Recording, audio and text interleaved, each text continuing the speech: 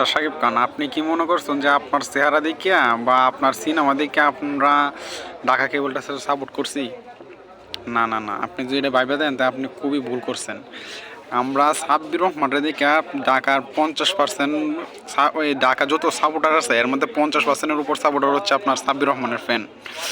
কিন্তু দিন শেষে দেখলাম কি প্রায় 3টা ম্যাচ, আজকে 3টা ম্যাচ আপনারা সাব্বির বসায় রেখে আপনি ডাক কুমার দাস, ডট বাবারা দিয়ে আপনি খেলাইতেছেন, কত কত আলতু ফালতু প্লেয়াররা দিয়ে খেলাইতেছেন, আপনি সস্তা ভাইয়া বস্তা বইরা লইছেন, ধুম খেলাইতেছেন। আর কী হইব আপনাদের? শেষে পরিমাণে ডাব বলে যাইতেছেন, মুখ লুকায় ক্যামেরার হলে বাসায় দিতেছেন। কি মানুষের অভিশাপ লাগে না আপনাদের? দেখেন আপনাদের খেলার পরিণতি কী হয়।